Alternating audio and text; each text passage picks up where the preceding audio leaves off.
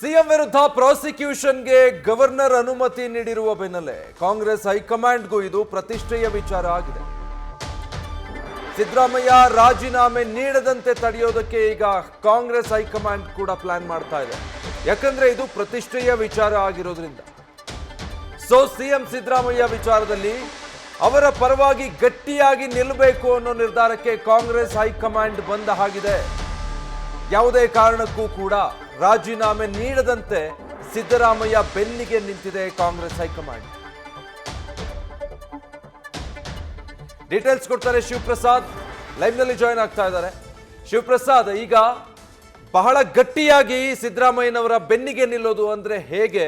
Congress high command ಯಾವ ರೀತಿ ಈ ಪ್ರಕರಣವನ್ನ ಎದುರಿಸೋದಕ್ಕೆ ಸಿದ್ಧವಾಗಿದೆ? ರಾಜೀನಾಮೆ ನೀಡದಂತೆ ಸಿದ್ದರಾಮಯ್ಯ ಇದೇ ಸ್ಥಾನದಲ್ಲಿ ಮುಂದುವರಿಯೋ ಹಾಗೆ?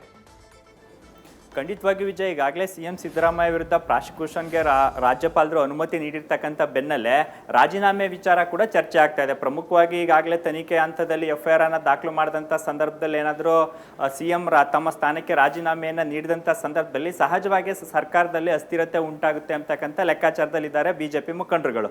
ಇದಕ್ಕೆ ಪ್ರತಿಯಾಗಿ ಕಾಂಗ್ರೆಸ್ ಹೈಕಮಾಂಡ್ ಕೂಡ ಯಾವುದೇ ಕಾರಣಕ್ಕೂ ಕೂಡ ಸಿದ್ದರಾಮಯ್ಯ ಅವರ ರಾಜೀನಾಮೆ ನೀಡದಂತೆ ತಡೀತಕ್ಕಂಥ ವಿಚಾರದಲ್ಲಿ ಈಗ ಖುದ್ದು ಹೈಕಮಾಂಡ್ ನಾಯಕರುಗಳು ರಂಗ ಪ್ರವೇಶ ಮಾಡಿದ್ದಾರೆ.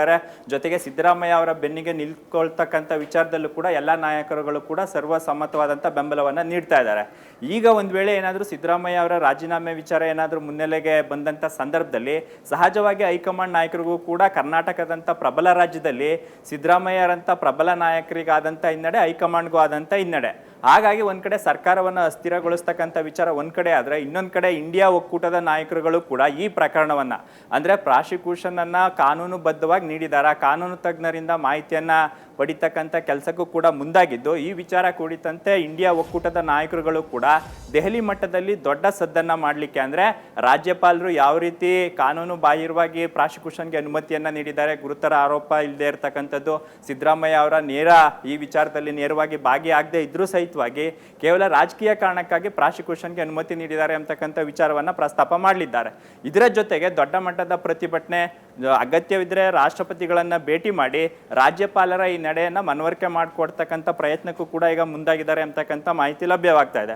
ಒಂದು ಕಡೆ ಕಾಂಗ್ರೆಸ್ ಹೈಕಮಾಂಡ್, ಇನ್ನೊಂದು ಕಡೆ ಇಂಡಿಯಾ ಒಕ್ಕೂಟದ ನಾಯಕರುಗಳು ಸಿದ್ದರಾಮಯ್ಯ ಅವರಿಗೆ ಮತ್ತೆ ರಾಜ್ಯದಲ್ಲಿರ್ತಕ್ಕಂಥ ಕಾಂಗ್ರೆಸ್ ಸರ್ಕಾರಕ್ಕೆ ಯಾವುದೇ ಹಾನಿ ಆಗಬಾರ್ದು, ಅಪಾಯ ಉಂಟಾಗಬಾರ್ದು ಅಂತಕ್ಕಂಥ ನಿಟ್ಟಿನಲ್ಲಿ ಎಚ್ಚರಿಕೆ ಹೆಜ್ಜೆ ಜೊತೆಗೆ ಸಿದ್ದರಾಮಯ್ಯ ಅವರು ಸಿಎಂ ಸ್ಥಾನದಲ್ಲಿ ಮುಂದುವರಿತಕ್ಕಂಥ ವಿಚಾರದಲ್ಲಿ ಎಲ್ಲರೂ ಕೂಡ ಒಗ್ಗಟ್ಟಾಗಿರಬೇಕು ಎಂಬತಕ್ಕಂಥ ನಿರ್ಧಾರಕ್ಕೆ ಬಂದಿದ್ದಾರೆ ಎಂಬತಕ್ಕಂಥ ಮಾಹಿತಿಗೆ ಲಭ್ಯವಾಗ್ತಾ ಇರ್ತಕ್ಕಂಥದ್ದು ವಿಜಯ್.